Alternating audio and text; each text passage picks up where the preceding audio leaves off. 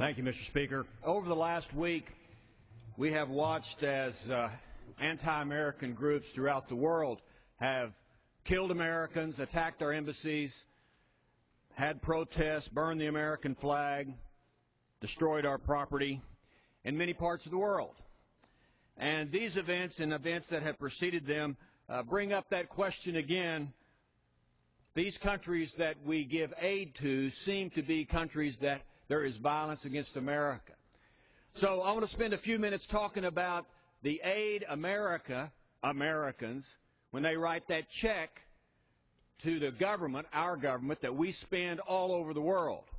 Now this map here is a map of countries in the world that the United States of American taxpayer gives assistance to worldwide. You'll see there's three colors. The red are colors that the United States gives foreign aid to. And you can see that's most of the countries in the world. And it is most of the countries. See, there's 191 countries in the world. Sometimes there's 193, depending on whether those last two are really countries or not. And American taxpayers give money to 158 of them. And so you see those that are in the red. And the green represents countries that we give military aid to. And this few little blue countries, a couple in Europe, a couple in Africa, those are countries we don't give any money to. By far the minority. So you see the massive world as we know it, American money goes to most of it. Now you notice over here there's a red block in this part of the country. And I'm sure, Mr. Speaker, you'd recognize this massive country here. That's Russia. Yes, American aid goes to Russia. And did you know, even though China controls so much of our debt, American money, yes, goes to China as well. And there's a list of the countries, and I ask unanimous consent to submit to the record the 158 countries that the United States gives aid to. Without objection.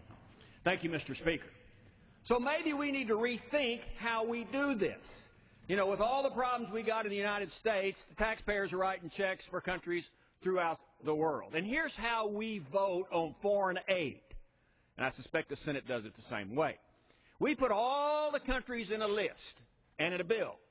And out beside, the State Department usually submits an amount of money that they would like us to give to that country. And then this House votes up or down on all 58 countries. Now, maybe we ought to do business a little better. Maybe we should vote country by country. Some say, oh, it'll take too long. Hey, we're talking about American money here. It wouldn't take very long at all. I think that if we voted up or down country per country, most of these countries here, they're not going to get any aid from the United States in a bipartisan way. Of course, probably Israel would, and 80% of the money spent in Israel or given to Israel spent back in the United States. I think most members support Israel, maybe one or two other countries, but let's vote up or down, country by country. And some of these countries that we've had unrest in the last couple of weeks, like Libya, like Egypt, maybe we need to reevaluate the money we send to them. At the very least, what we ought to do in countries like Libya and Egypt and some of these other countries that are destroying American property as we speak, who have looted, pillaged, and destroyed our embassies, like in Egypt, we at least ought to take the money that we're going to give them in aid and take a portion of it out to help rebuild the embassies that are in that country and pay for the property damage. And probably take even money out we've given to Libya and pay reparations to the 4 Americans that were killed in Libya. Let's use some common sense when we're spending money overseas. And maybe we shouldn't be trying to go all over the world and play nice with people. We've had a foreign aid problem since before I was born.